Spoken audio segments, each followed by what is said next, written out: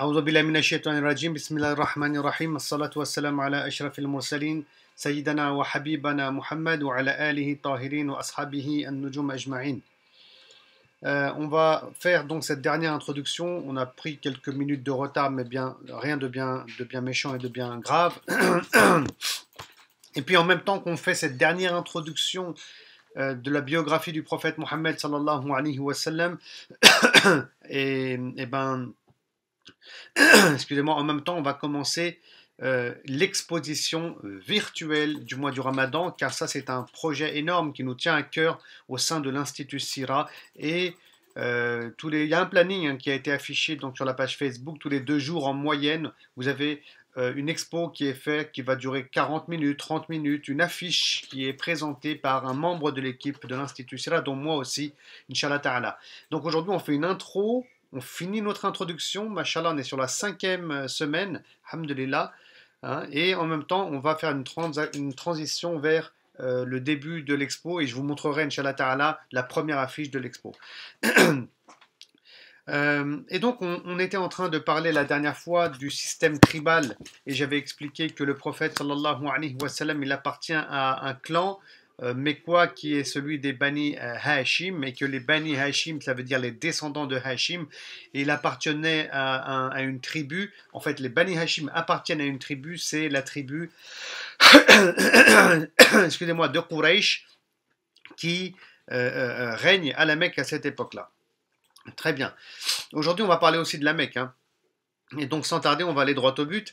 Et donc, il y a d'autres clans qui sont importants et qui sont à la Mecque à l'époque du prophète sallam, comme les Bani Makhzoum.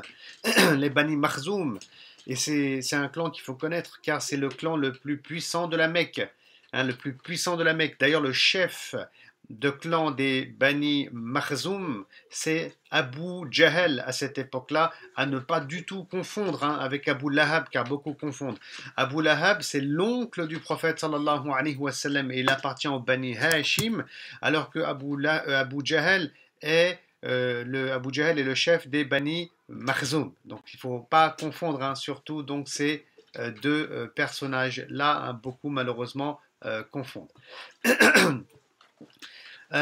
J'aimerais aussi souligner ici un point important, c'est que le chef de clan, comme ici Abu Jahl, chef des Bani Makhzoum, et le chef des Bani Hashim, c'est pas le prophète sallam à son époque, c'est Abu Talib, Abu Talib, son oncle, le frère d'Abu Lahab. Et ben, ces chefs de clan, c'est eux vraiment qui représentent le clan. Les membres du clan lui doivent obéissance, parce qu'il n'y a pas de police, on n'est pas dans une société structurée, il n'y a pas de pompiers, il n'y a rien. Quand il y a un problème et un conflit tribal, ben c'est la vengeance qui prime. Et par conséquent, on doit, quoi qu'il puisse arriver, on doit obéissance au chef de clan, car c'est lui, avec son autorité, qui va, défendre l'ensemble, chaque individu du clan. D'accord, ça c'est très important qu'on le comprenne. C'est-à-dire que si, imaginez, un membre des Bani Hashim venait à tuer un membre des Bani Makhzoum, le clan de Abu Jahl, et ben c'est le clan d'Abu Jahl, il va réagir, mais entièrement. C'est pas un individu contre un individu ou une famille contre une famille, c'est un clan contre un clan. Et des fois, ça menait à des guerres qui étaient très très longues. Et donc, on devait respecter, même qu'on soit d'accord ou pas d'accord, le choix qui était fait par le chef de clan. On lui devait une soumission totale. Et ça, c'est important que vous le compreniez, parce que peut-être que vous vous dites chez vous, c'est un peu lourd, on ne voit pas l'intérêt de ces choses complexes. Mais si, il y a un intérêt. Je vais vous expliquer. Par exemple, le prophète sallallahu alayhi wa sallam, il appartient aux Bani Hashim. Quand l'islam commence, il y a quelques personnes des Bani Hashim, quelques dizaines de personnes, et encore, qui sont devenues musulmanes, alors qu'il y a peut-être 200-300 personnes dans le clan. Maintenant, le prophète sallam, et on étudie ça dans la Sira, lorsque la prédication secrète se termine et dure 3 ans et commence la prédication publique, où le prophète sallallahu alayhi wa sallam parle ouvertement de l'islam, il va tout d'abord en parler aux membres de sa famille. Et il cherche tout d'abord à avoir la protection d'Abu Talib, le chef de clan. Car s'il ne le protège pas, que demain il y a des problèmes, on va le tuer, le prophète sallam. Il ne pourra pas continuer sa mission. Et Abu Talib va protéger son neveu, sallallahu alayhi wa sallam, et il sera ainsi protégé. Et tout le monde devra suivre, c'est-à-dire les musulmans, mais aussi les non-musulmans qui y a à l'intérieur du clan des Bani Hashim. hein, du clan des Bani Hashim. Tout le monde doit suivre. Et c'est pour ça que le prophète sallam, il entretenait des très bonnes relations fraternelles, aussi bien avec les musulmans qu'avec les non-musulmans des Bani Hashim. Et d'ailleurs, dans la période dite mécoise, écoutez bien, dans la période dite mécoise, à un moment donné, il y a les Bani Hashim qui vont être boycottés. Pendant 3 ans, ça va durer, de l'an 7 à l'an 10 de la révélation. Et d'ailleurs, Abu Talib, le chef de clan, va en mourir de ça. Et on réclame la tête du prophète, en fait, à ce moment-là, sallallahu alayhi wa sallam, et le chef de clan décide de protéger son neveu. Hein, ça fait que même les non-musulmans le protègent, même les non-musulmans souffrent de la faim à cette époque-là. C'est pour ça que ceux qui pensent que ce sont les musulmans qui ont souffert, qui ont été boycottés économiquement et socialement, se trompent et disent n'importe quoi, car ils n'ont pas une compréhension de tout le système tribal qui va avec. Et c'est pour ça que c'est important de comprendre ça. Donc il y avait une solidarité entre beaucoup de gens qui n'étaient pas musulmans et les musulmans. Je reviendrai, Inch'Allah Ta'ala, sur les Bani Hashim, et je vous montrerai tout à l'heure, Inch'Allah Ta'ala, sur une carte où se trouvait leur quartier. Ensuite, aussi on a comme clan les Bani Abd Hashams, etc. Puis on a des individus dans tous ces clans. À la Mecque, on a 10 000 habitants à l'époque du prophète sallallahu alayhi wa sallam. Et dans les 10 000 habitants, vous avez des hommes de condition libre comme Abu Bakr as-Siddiq, comme Omar ibn al-Khattab et d'autres, comme le prophète sallallahu alayhi wa sallam. Mais vous avez aussi des esclaves, ce qu'on appelle des esclaves. Il y en a des milliers, il y en a énormément. Je ne pourrais pas vous dire, sur 10 000 habitants à la Mecque, je ne saurais vous dire. Mais les esclaves, hein, ils peuvent être blancs, ils peuvent être noirs, c'est pas comme la traite négrière qu'on a vue dans les siècles passés. C'est très différent. Et l'esclavage ne vient absolument pas des Arabes, et on a pu écrire un long article hein, sur cette thématique dans notre revue Fraternité humaine, que vous pouvez acheter, Inch'Allah Ta'ala, si vous le souhaitez, sur la question de l'esclavage à l'époque du prophète sallallahu alayhi wa sallam. Donc je ne vais pas détailler ces éléments-là, quoique je vais en parler peut-être brièvement. En tout cas, il y a beaucoup d'esclaves, comme Bilal par exemple, radiyallahu ta'ala anhu. On a aussi ce qu'on appelle des ahlaf ou des confédérés. Alors c'est quoi? Ce sont des anciens esclaves qui sont devenus des gens libres car ils ont payé leur liberté. Mais par contre, écoutez bien, là c'est important, même un esclave qui est devenu libre, il ne peut pas vivre à la Mecque. Il ne peut pas vivre en sécurité tant qu'il n'est pas sous la tutelle d'un clan. Parce que comme j'ai dit, il n'y a pas de police, il n'y a rien. Il n'y a pas de sécurité sociale, il n'y a rien. Demain, il y a le moins de problèmes, t'es mort. Hein. Et donc, il faut donc que tu sois sous la tutelle d'un clan. C'est pour ça que Bilal, par exemple, il est sous la tutelle d'un clan. Hein. Et le chef de ce clan, il s'appelle Umayya ibn Khalaf.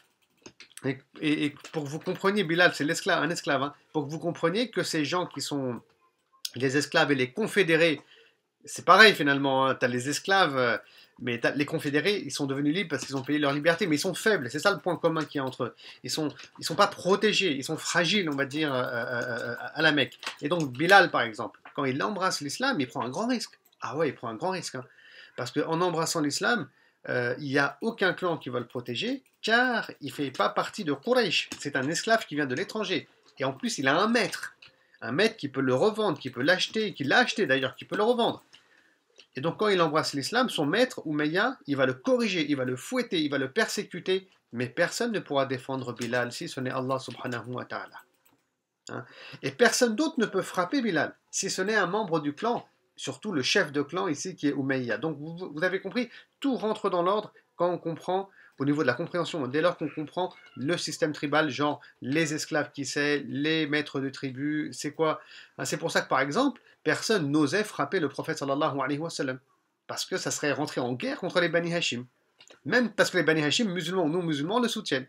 Sauf Abu Lahab, l'oncle, qui était violent, qui était assez riche et assez puissant, c'est le frère d'Abu Talib, pour pouvoir se détacher un peu de la dynamique.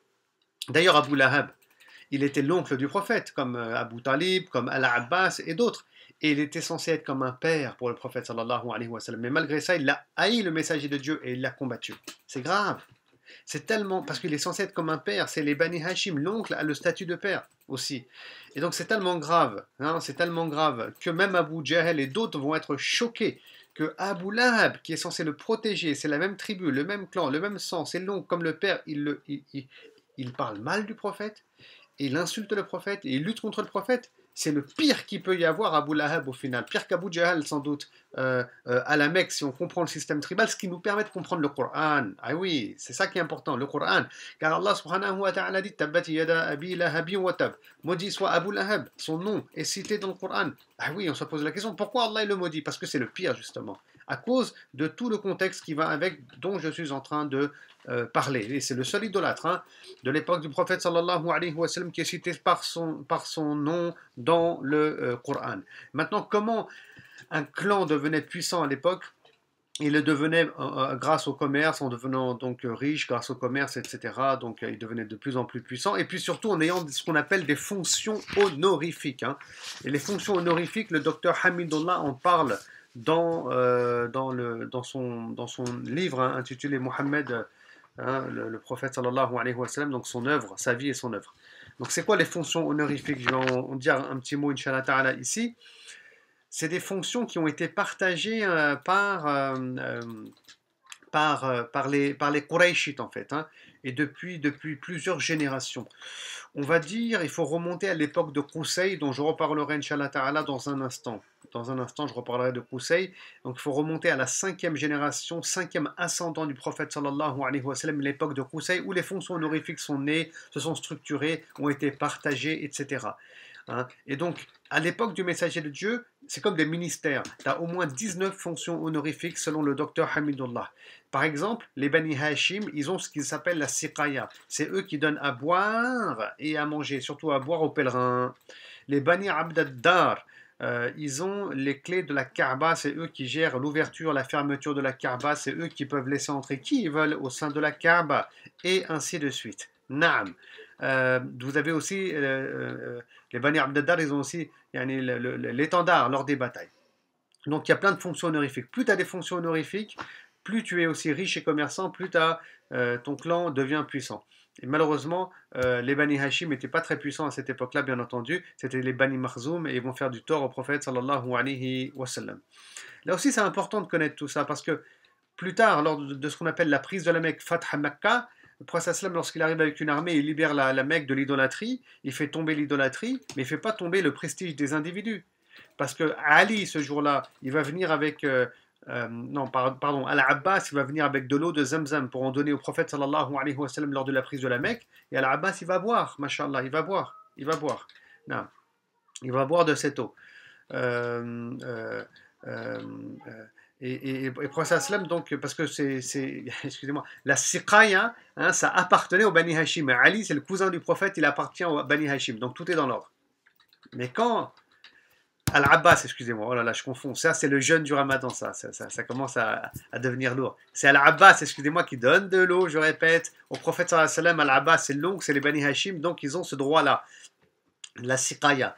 Mais quand Ali va venir avec les clés de la Kaaba, le prophète sallam, il n'accepte pas, parce que les clés de la Kaaba, c'est les Bani Abd-ad-Dar, pas les Bani Hashim qui ont ce prestige. Et le prophète sallam, il n'est pas venu s'accaparer les biens, il n'est pas venu s'accaparer, comment dire, les pleins pouvoirs. C'est pas ça l'islam. L'islam vient changer les habitudes, apporte de l'éthique, apporte des lois nouvelles, etc.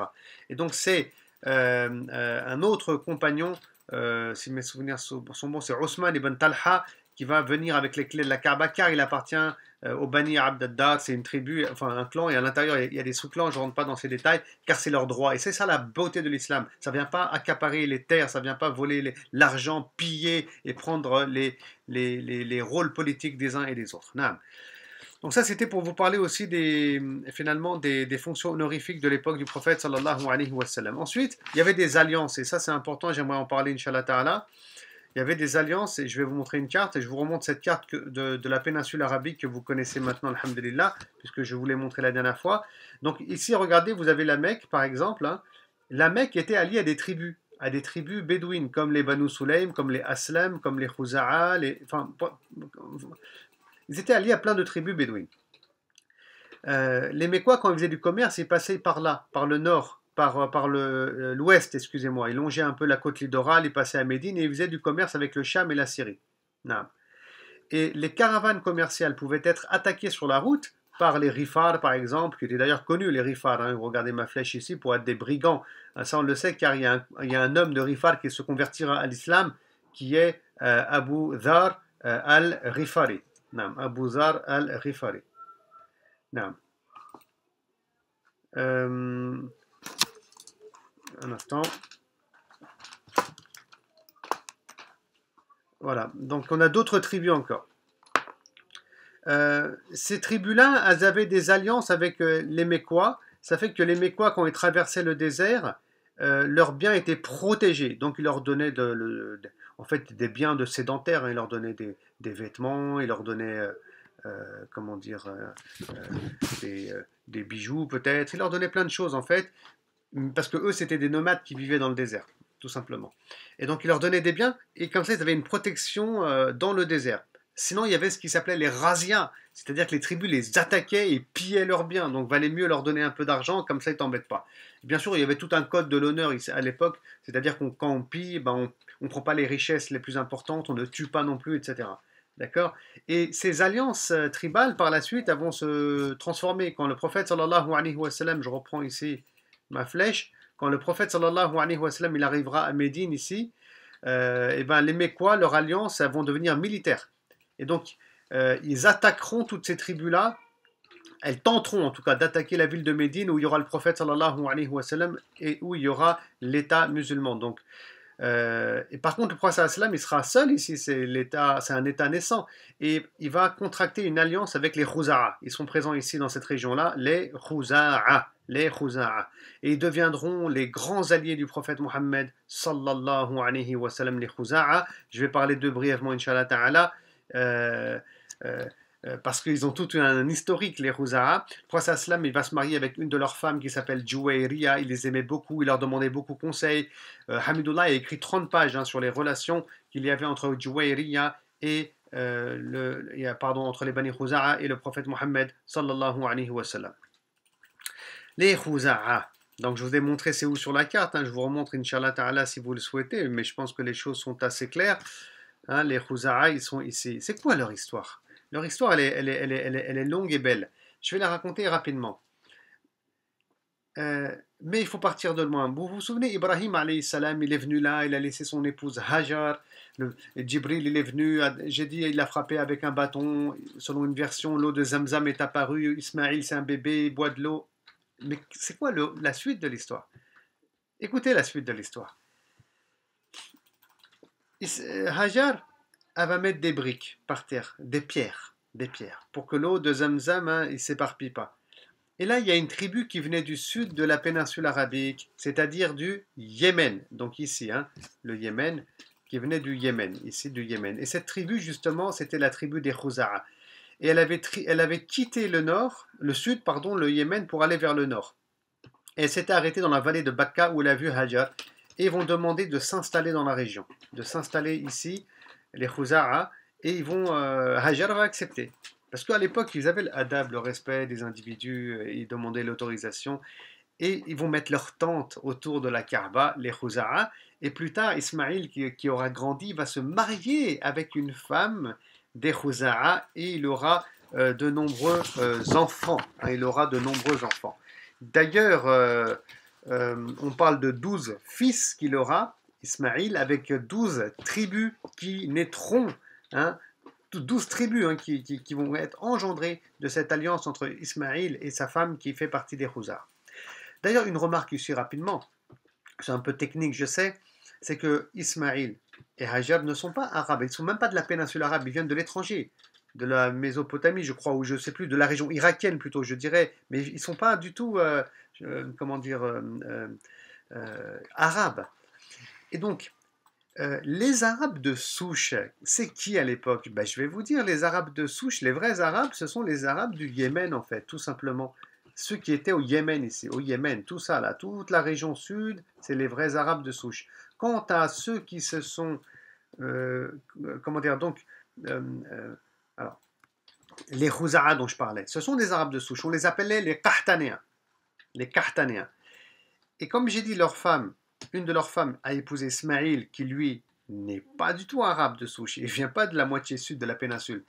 Et donc il y a eu un mélange, avec 12 tribus qui naîtront, et on les appelle les Adnanéens. Et les Adnanéens et les Qahtanéens, quelques milliers, plusieurs centaines d'années plus tard, de siècles plus tard, ils existent encore. à l'époque du messager de Dieu, il y avait des conflits tribaux entre eux qui existaient aussi. Naam. Pour ceux qui veulent en savoir plus. Par contre, sachez quelque chose, hein. J'ai dit la dernière fois, je vous avais montré une carte de Médine où il y a les Haous et les Khazraj qui vivaient, deux grandes tribus qui vivaient à Médine. Eux aussi, à l'origine, sachez qu'ils viennent encore une fois du sud ici, hein. Ils viennent du sud, du Yémen. En fait, dans la moitié sud, il y avait des grands fleuves et avec des, comment on appelle ça, des barrages d'eau. Surtout le barrage d'eau de Ma'rib, il est connu, hein, on le voit ici, attendez, le Ma'rib, regardez, c'est ici, le barrage d'eau de Ma'rib, suivez ma flèche, est connu. C'était des barrages d'eau qui menaçaient de s'éclater, de se détruire. Et puis il y en avait d'autres qui étaient en train de lâcher réellement. C'est pour ça que les Khuza'a, ils sont montés vers le nord et ils se sont arrêtés là-bas, ils ont rencontré Hajar. Les Haous et les Khazraj sont montés encore plus au nord, jusqu'à Médine. Et en fait, il y en a plein comme ça qui sont montés au nord. Et subhanallah, tout ça, c'est un calcul voulu par Allah subhanahu wa ta'ala. Car tout ça, tout ce qui se passe, c'est pas lié au hasard. Tout ça est lié à la naissance à venir de Mohammed sallallahu alayhi wa sallam. Mais il faut partir de loin. Le monde est ainsi fait. C'est des causes qui produisent des effets jusqu'à qu'on arrive à un point. Mais il n'y a rien qui échappe à Allah subhanahu wa ta'ala. Par contre, nous, tout nous échappe, bien entendu. Et nous, ce qu'on nous... Et wallahi, c'est vraiment intéressant d'ailleurs d'étudier tous ces éléments-là en vérité et ces détails pour comprendre le plan divin, le plan d'Allah, la sagesse d'Allah. Eh oui, il faut se demander, subhanallah, c'est important. Prophète sallam, il est né dans le désert de la Mecque, loin du monde, des civilisations qui entourent les Byzantins et les Perses. Pourquoi? Car Allah, il a voulu que la lumière de l'islam commence du sable, de zéro et du néant et du rien, pour pas qu'il y ait des influences chrétiennes ou juifs ou autres dessus. Non. Loin du regard des gens, Allahu Akbar, loin du regard des gens, Allah il a mis la graine, là où que personne s'y attendait, personne ne pouvait calculer, personne ne pouvait réfléchir, se dire la lumière viendra d'ici. Et donc tout ça il faut le comprendre, Inch'Allah. Donc revenons maintenant au sujet des Khuza'a. J'ai dit que Ismaïl va se marier avec une de leurs femmes, 12 fils qui formeront 12 tribus. Et bien le prophète, quand on parle d'ailleurs de son ascendance, on dit que le prophète sallallahu alayhi wa sallam, hein, il descend de Adnan, qui lui descend de Qaïdar, et Qaïdar est un des fils d'Ismaïl, justement. Donc je répète, Ismaïl a un fils qui s'appelle Qaïdar, qui a un fils, qui a un fils, qui a un fils, on va jusqu'à Adnan, et de Adnan, après on peut aller, il y a une filiation qui est célèbre jusqu'au prophète sallallahu alayhi wa sallam. Bon, pourquoi on cite Adnan au milieu? Parce qu'entre le prophète sallallahu alayhi wa sallam et Adnan, on connaît la filiation, elle est certaine, elle est connue, elle ne fait pas de débat chez les savants, mais après, entre Adnan et Qaïdar, le fils de Ismaïl, là il y a des débats, c'est pour ça qu'il y a cette partition qui est faite. Ensuite, les Khuza'a, ils vont vivre là-bas avec Ismaïl, etc. Et puis plus tard, tu as... alors je me suis trompé, je viens de me rendre compte, ça c'est le jeûne du Ramadan, subhanallah al-azim. Hein. C'est pas non, c'est pas le comment dire c'est pas les Khuza'a, c'est plutôt les Jurhum. Non, c'est plutôt les Jurhum hein, qui sont qui s'étaient installés pardon dans la région où il y avait Ismaël. Voilà, ça c'est le jeune qui me fait faire qui me fait dire des bêtises. Je m'en excuse. Non. Donc je récapitule du coup. Depuis tout à l'heure je parle des Khuza'a, Allahu Akbar. Donc c'est les Jurhum qui se sont installés et c'est avec les Jurhum que Ismaïl va se marier, etc. Et des siècles plus tard, c'est les Khuza'a qui vont arriver justement. On y arrive aux Khuza'a. Donc les Khuza'a, ils arrivent et ils vont expulser les Jurhumites. Ils vont les expulser, il y aura même un conflit et une bataille. Et les Jurhumites, avant de partir, les Jurhumites vont cacher l'eau de Zamzam, la source d'où sort l'eau de Zamzam. Et les Khuza'a vont s'installer sur les lieux. Là, maintenant je me rattrape un peu par rapport à ma faute. Et les Khuza'a vont s'installer sur les lieux. Et plus tard, justement, va apparaître ce fameux Qusay, qui est le 5e ascendant du prophète sallam, qui va se marier avec une femme des Khuza'a. Et Qusay va être en conflit avec les Khuza'a parce que le chef des Khuza'a, finalement, il va choisir Qusay, qui n'est que son beau-fils en réalité, comme chef de la Mecque. et les vrais fils du chef des Khouza'a, ça va lui déplaire, donc il va y avoir un conflit et c'est Qusay qui va gagner.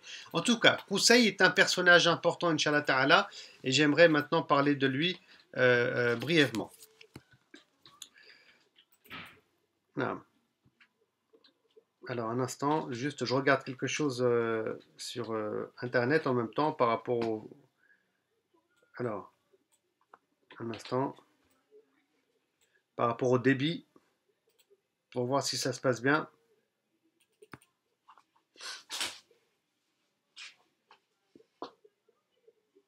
Un instant, hein.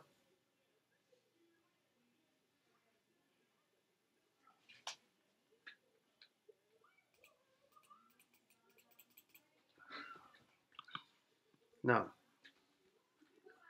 Ok, je reprends, Inch'Allah Ta'ala, je reprends. Euh, un instant, Inch'Allah. Ok, je reprends. Euh, voilà, donc Qusay, c'est qui? C'est le cinquième ascendant du prophète, sallallahu alayhi wa sallam, mais en même temps, c'est l'ascendant de beaucoup de gens. Et puis, ça va me permettre d'aller, Inch'Allah Ta'ala, maintenant vers l'exposition, tout simplement. Euh, et donc, il va transformer la cité, la Mecque, en ville, en réalité. Donc, il va apporter pas mal de transformations. Donc, voilà, je vous montre une carte ici, Inch'Allah. Voilà, c'est une carte de la Mecque. Voilà. Voilà, c'est une carte de la Mecque. Donc ça, c'est une des cartes qu'on expose en vérité avec l'Institut Sira. Donc je vais plus, voilà, vous n'allez plus me voir. Je vais vous montrer la Mecque, Inch'Allah, et je vais vous expliquer. Soyez attentifs, Inch'Allah. Donc ici, vous avez la Kaaba, et là, vous avez des entrées, hein, bien entendu, des entrées de la ville de la Mecque. À l'époque, en fait, à l'époque des Jurhum, où il y avait, comme j'ai dit, Ismaïl, avec qui s'est marié avec une femme de Jurhum. Puis après le départ des Jurhum, j'ai dit qu'il y avait des Khuza'a. D'ailleurs, c'est avec les Khuza'a que l'idolâtrie s'était vraiment installée. Comme je disais, il y avait des tentes qui étaient posées autour ici de la Kaaba, hein. Mais avec Qusay, il va détruire ces tentes et il va construire des demeures et des maisons donc, voilà, dans cette région-là, autour du Mataf, hein. Ici, c'est le Mataf pour tourner, autour de la Kaaba, hein. Donc ici, il va construire des maisons. C'est la première fois qu'on voit des maisons en briques et donc c'est la première fois qu'on va voir réellement des sédentaires à l'époque de Qusay, cinquième ascendant du prophète sallallahu alayhi wa sallam. Non. Quant aux Khouza'a, j'ai dit qu'ils allaient être expulsés par Qusay, et donc ils vont s'écarter de la ville, et puis finalement ils vont se retrouver pas bien loin de la côte littorale par la suite. Euh, donc c'est ensuite avec ses enfants que Qusay, alors je ne vais pas rentrer dans les détails techniques parce que ça serait long, avec ses enfants, Abd Manaf et Abd ad-Dar, qu'il va mettre en place Qusay le commerce avec le Sham, la Syrie et le Yémen. Ce que Allah subhanahu wa ta'ala appelle dans la sourate Quraysh les voyages d'été et d'hiver. C'est-à-dire que l'été, les Qurayshites, ils allaient vers le nord, vers le Cham, et l'hiver, ils allaient vers le sud pour faire du commerce. Naam. Ça, c'est mis en place par Qusay avec ses deux enfants, donc Abd Dar et Abd Manaf. Et c'est lié donc au Coran, c'est pour ça que j'en fais aussi ici allusion. Revenons à ma carte ici. Ici, vous avez ce qui s'appelle Dar al-Nadwa. Dar al-Nadwa, c'est la maison de l'Assemblée. C'est comme l'Assemblée générale, si vous voulez. Et c'est en ce lieu que les chefs de clan se regroupaient quand il y avait un conflit, un problème grave à traiter. D'ailleurs, quand l'islam va commencer et que les notables de la Mecque comme Abu Jahl, Abu Talib et d'autres comme Abu Sufyan et d'autres vont se regrouper pour discuter du sort du prophète sallallahu alayhi wa sallam, c'est dans ce lieu qu'ils se regroupaient, Dar al-Nadwa. Quand ils vont décider de tuer le prophète sallam juste avant l'hégire, ben c'est en ce lieu qu'ils se regroupent aussi pour attenter à la vie du prophète sallallahu alayhi wa sallam. Ensuite, donc vous avez, alors ici vous avez la maison d'Abu Bakr as-Siddiq radiyallahu ta'ala anhu, hein. Ici vous avez un pacte qui a été scellé, le pacte de Al-Fudul. Je vais l'expliquer, ça se passe à l'époque en fait du prophète sallallahu alayhi wa sallam, hein, le pacte d'Al-Fudul. Je l'explique et je reviens Inch'Allah ta'ala sur la photo où Donc l'islam n'a pas commencé encore, hein, parce que le prophète sallam reçoit la première révélation à 40 ans, donc il ne l'a pas encore reçu. Et il y a une histoire qui se passe à la Mecque qui est très intéressante. Il y a un vendeur qui vient de l'étranger, si vous voulez, il vend de la marchandise et il y a un notable qui ne veut pas le payer. Et le notable, de toute façon, il dit, tu vas faire quoi? Eh oui, c'est vrai, le notable, il a tout son clan avec lui à la Mecque, il peut se défendre, il peut se battre, etc. Il peut tuer le commerçant s'il le veut à la rigueur. Mais le commerçant, il est tout seul. Et il vient de l'étranger. Il n'y a personne pour le défendre. Et donc, il est lésé dans ses droits. Il va monter sur une petite montagne, il va appeler tout le monde et il va appeler à la rescousse et il ne comprend pas ce comportement. Hein. Et il y a 5 clans pardon, de la Mecque, dont le clan de Prophète sallam, les Bani Hashim, qui vont faire une alliance qu'on appelle l'alliance de Al-Fudul ou le pacte de chevalerie de Al-Fudul pour défendre toute personne étrangère qui vivrait un préjudice moral ou économique surtout. C'est le cas économique ici. Donc, et Prophète sallam, écoutez bien, il sera super fier d'avoir participé à ce pacte-là. Et il le dira d'ailleurs en tant que musulman par la suite. Hein, en tant que musulman. Et il dira même si aujourd'hui ces gens ils venaient me demander si je serais prêt à signer un pacte, je serais le premier, bien entendu. Hein. Et pourtant, ils ne sont pas musulmans, vous voyez. Et donc, il y a beaucoup à dire sur ce pacte-là, en réalité. Et nous, les musulmans, quand il s'agit d'être dans le khayr et dans le bien, ben, on doit toujours être en première ligne. Et on peut même être avec des non-musulmans dans des activités de khayr et de bien, parce que c'est un point commun et un tronc commun à toute l'humanité. Et donc, ces 5 tribus vont aller toquer, ils vont aller toquer à la porte de ce commerçant qui n'avait pas payé, ils vont exiger qu'il paye. Et lui, chez le notable, pardon, pas chez le commerçant, chez le notable. Et donc, le notable, il est tout seul avec son clan. Il ne peut pas se battre avec 5 personnes qui représentent 5 clans, donc il va payer tout simplement et l'affaire va être classée. D'accord. Donc cet événement, en tout cas, qui est célèbre, hein, il a lieu où? Il a lieu, je vais vous remontrer, Inch'Allah Ta'ala, ma carte, hein, ici, le pacte d'Al-Fudul. Hein. Donc pour ceux qui connaissent un peu la Mecque, peut-être que parmi vous, il y en a qui y sont déjà allés, c'est ici, à ce niveau-là aussi, que vous avez ce qu'on appelle l'hôtel Tawhid. Et c'est à ce niveau-là, que je dise pas, voilà, à ce niveau-là à peu près, ici, là, que vous avez la grande horloge géante, hein, pour ceux qui connaissent, hein, qui voudraient un peu se repérer. Ici, vous avez la maison d'un jeune garçon, hein, comme vous pouvez le lire, qui s'appelle Al-Arqam, Ibn Abi Al-Arqam. Cette maison se trouve au pied du mont Safa, en réalité. C'est le clan, d'ailleurs ici c'est la région où habitaient les Bani Makhzoum, c'est-à-dire le clan d'Abu Jahel. D'ailleurs, il m'arrive parfois de faire des umrah avec la mosquée d'Orly ou bien des fois avec la maison des savoirs aussi. Et je fais visiter tous ces lieux en réalité à pied, qu'Allah subhanahu wa ta'ala nous donne l'occasion de faire une umrah ensemble un jour, Inch'Allah. D'ailleurs, on a même posté sur notre page Facebook des vidéos un peu où j'interviens pour montrer tous ces éléments. Donc la maison d'Al-Artam, c'était un jeune garçon, c'est là que le prophète sallallahu alayhi wa sallam rencontrait les croyants à la Mecque, parce qu'il n'y avait pas de mosquée, c'était un lieu tenu secret. Et c'est vrai que ça peut paraître bizarre, parce que tout le monde recherchait le prophète, c'est quoi ce lieu secret, surtout qu'il y a des gens qui cachaient leur islam, les gens pensaient que les musulmans, ils étaient comme ça loin, regarder la flèche dans les environs, dans les montagnes, mais non, en fait, il était juste là, au pied du mont Safa. Non. Euh, Ici, vous avez la maison d'Abou Bakr, et de l'autre côté, ici, quand vous allez à cet endroit-là, c'est connu, vous avez le lieu de naissance où est né le prophète sallallahu alayhi wa sallam. Actuellement, ben, ici, vous avez finalement une bibliothèque, mais qui est fermée. Et c'est aussi ce lieu-là où on trouve le quartier hein, des Bani Hashim. Imagine, le prophète sallallahu alayhi wa sallam, quand il a fait l'hégire, hein, il est passé de là, quand il a fait la hijra, hein, il a dû donc aller de cette région-là, hein, il a dû couper, aller jusqu'à de l'autre côté de la ville, chez Abu Bakr as-Siddiq, et ensuite ils sont partis ici en direction du sud. Hein, du sud pour aller dans la grotte de Thawr. Voilà, donc ici vous avez une grande montagne connue aussi qui est la montagne de Abu Qubays. Hein, vous pouvez l'observer ici, la montagne d'Abu Qubays où actuellement vous avez des palais royaux dessus. Donc Abu Qubays c'est connu car c'est là que Ibrahim alayhi salam se mettait pour appeler au Hajj et au pèlerinage. Et il y a eu plein d'événements ici, même quand le prophète sallam il va vouloir faire la Umrah après le traité de paix de Hudaybiyah, qui fera la Umrah avec les croyants, qui restera là-bas pendant 3 jours. Pendant 3 jours à la Mecque, les idolâtres vont partir et vont aller du côté du mont Abu Qubays, qui était très célèbre. Et alors, ici, je vais vous montrer, regardez bien, le mont Abu Qubays, très bien, et vous avez là-bas le mont Qa'an, pardon, hein, deux montagnes. Abu Qubays, Qa'an. Et ces montagnes-là, elles sont connues, subhanallah.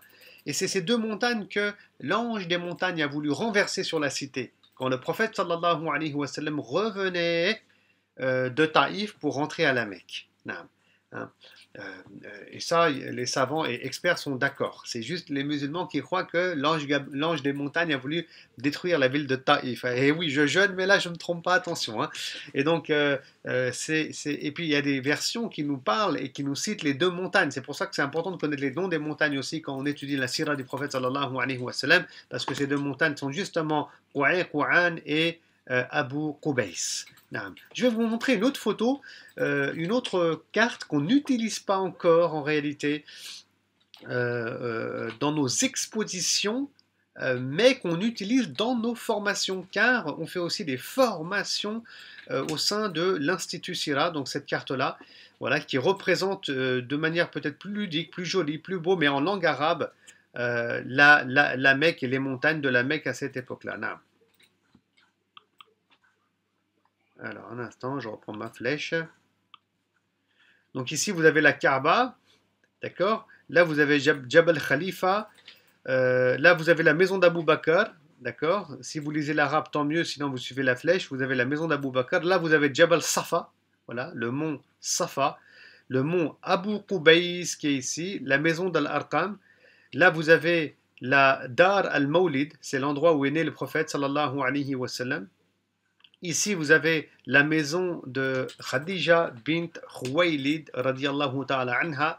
Là, vous avez Masjid al-Shajara. Vous trouverez d'ailleurs une vidéo sur Facebook, sur notre page Institut Sira, où j'explique c'est quoi Masjid al-Shajara, où il y a un arbre qui a salué le prophète sallallahu alayhi wa sallam. C'est un miracle qui a eu lieu.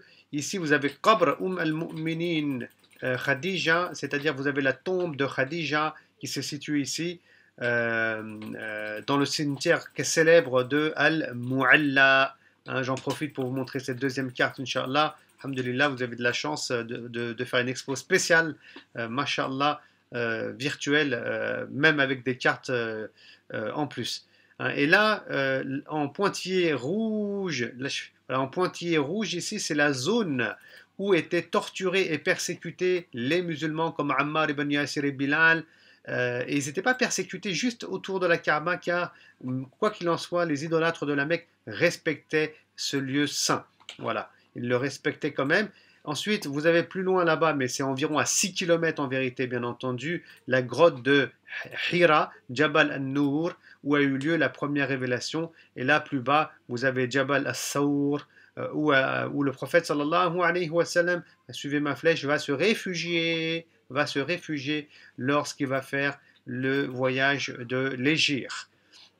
Voilà, donc on aurait pu, là vous avez Dar al-Nadwa aussi, hein, Dar al-Nadwa, hein, et donc on aurait pu, et on pourrait parler de plusieurs et de nombreux éléments donc liés à cette carte, mais à l'époque du prophète, regardez, c'est ici, sallallahu alayhi wa sallam, que le prophète il a grandi, masha'Allah, dans ce beau lieu, et comme je disais, il va recevoir la première révélation donc dans la grotte de Hira, où Allah subhanahu wa ta'ala lui dira donc Li Iqra Jabal al-Nour, ça se passe en hauteur là-bas, Li au nom de ton Seigneur qui a créé, etc. Donc on aura les 5 premiers versets de la sourate Al-Alaq qui seront révélés. Et subhanallah, ces 5 premiers versets font beaucoup allusion au savoir. Parce que Allah il dit Iqra li, après plus loin il dit Allazi allama bil qalam, celui qui a enseigné par la plume. Donc il y a la notion de plume, il y a la notion aussi d'enseignement, il y a le mot Iqra aussi.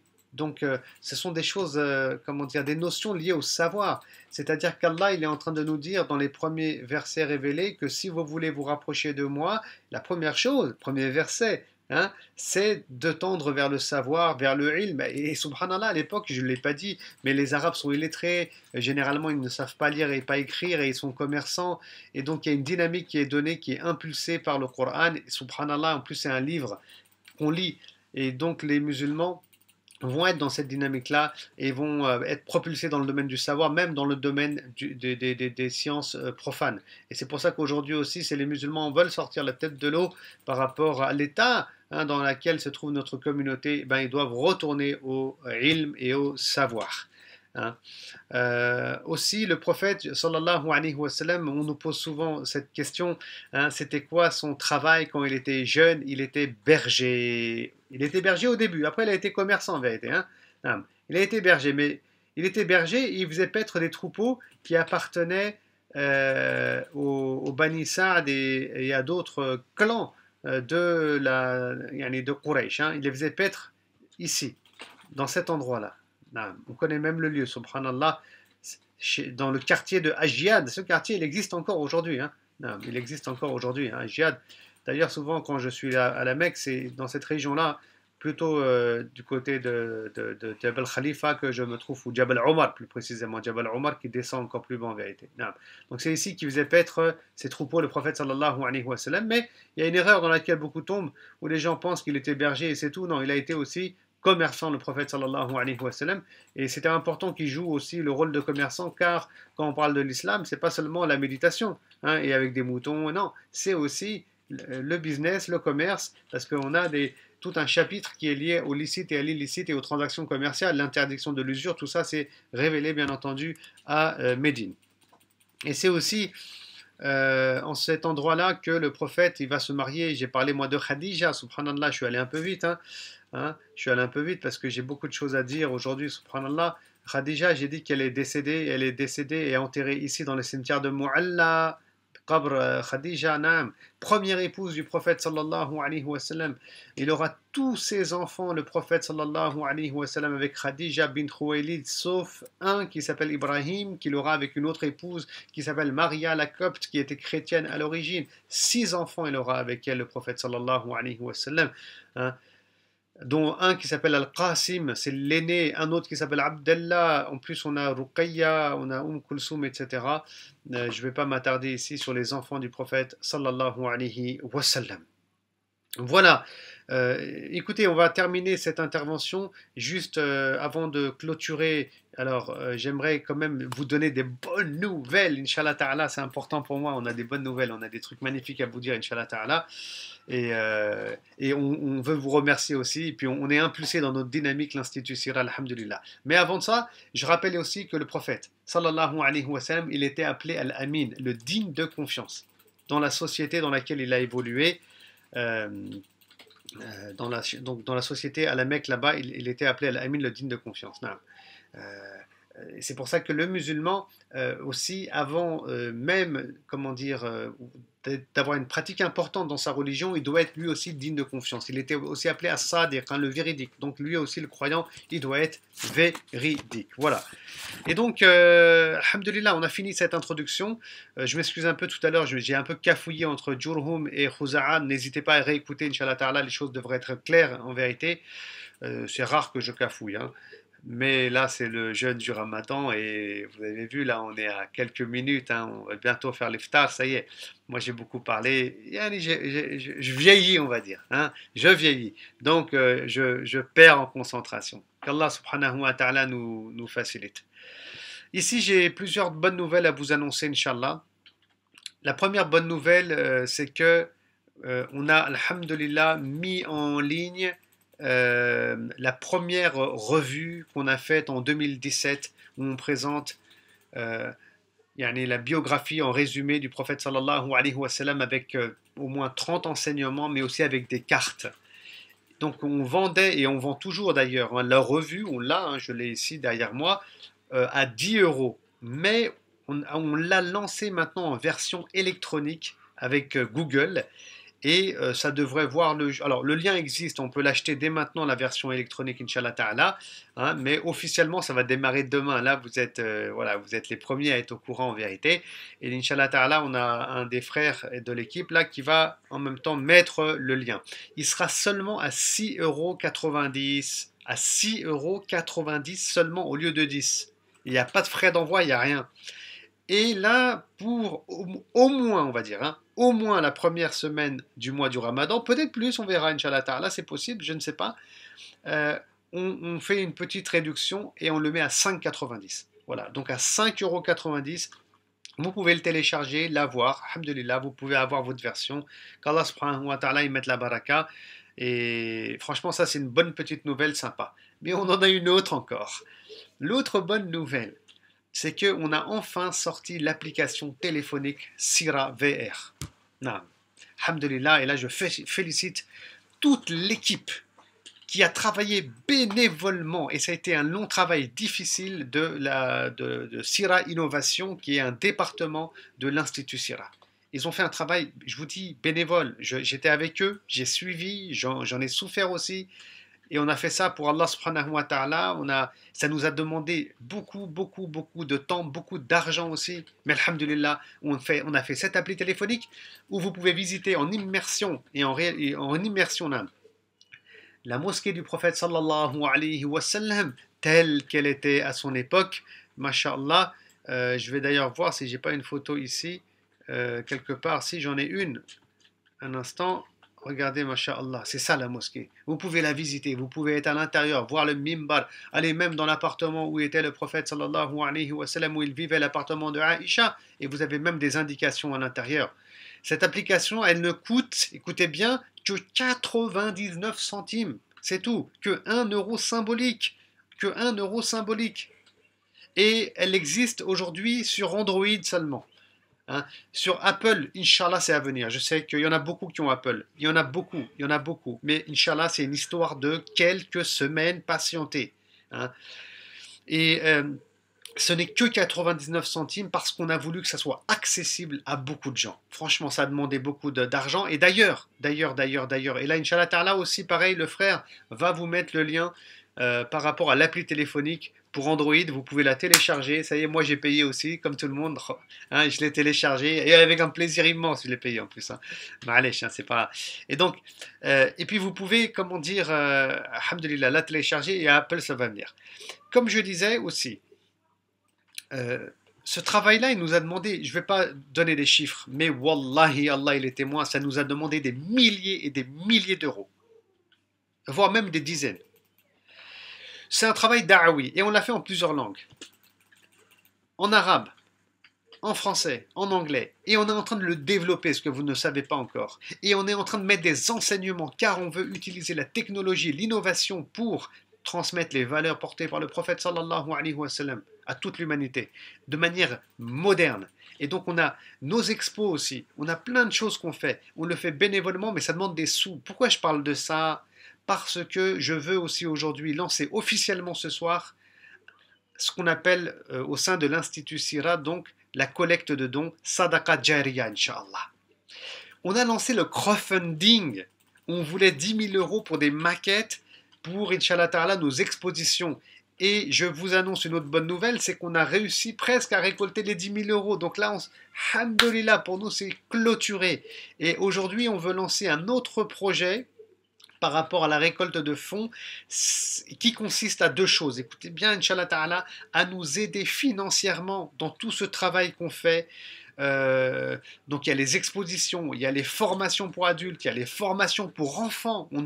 Vraiment, ça demande beaucoup de travail, beaucoup de temps. On a les revues scientifiques, on a cette application téléphonique, on est en train de développer d'autres choses, mais après le budget, honnêtement, il est extrêmement limité.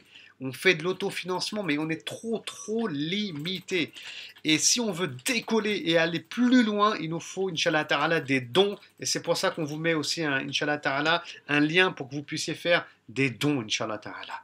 Des dons, c'est important. Wallah, c'est important. Et il y a deux types de dons. Il y a soit des dons que vous pouvez faire comme ça pendant le mois du Ramadan et khalas, mais il y a un autre type de dons qu'on va énormément et qu'on encourage en réalité beaucoup c'est le don régulier. C'est-à-dire, vous verrez hein, dans la page qu'on a mise pour faire les dons, vous pouvez faire un don de 5 euros par mois, c'est tout. C'est rien 5 euros par mois. On ne va pas mourir, Inch'Allah Ta'ala, c'est rien, on ne va rien voir passer. Mais si vous pouvez donner 10 euros par mois, c'est encore mieux, Inch'Allah Ta'ala, ou plus. C'est une sadaqa jariya et vous serez récompensé pour ça. Et puis surtout, au-delà de tout ce qu'on fait là, des expos, de nos formations, etc., on va pouvoir enfin concrétiser ce rêve qui va nous consister à pouvoir payer un lieu, à avoir un lieu, tout d'abord en location avant de passer, Inch'Allah, à un achat, pour avoir une exposition fixe sur la biographie du prophète sallallahu alayhi wa sallam. On peut s'orienter vers ça, et c'est pour ça qu'en ce mois du Ramadan, on va essayer d'avoir 250 donateurs réguliers, Inch'Allah ta'ala, et c'est l'objectif qu'on se fixe. Barakallahu fikum.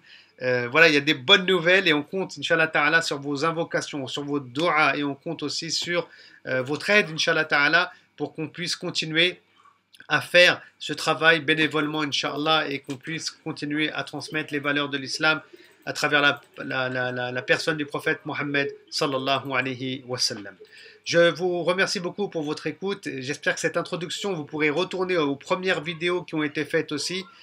Dans l'introduction précédente. Barakallahu fikum et je vous dis à très bientôt. Shukran jazilan et qu'Allah subhanahu wa ta'ala accepte notre jeûne en ce mois béni. Barakallahu fikum. Wassalamu alaikum wa rahmatullah.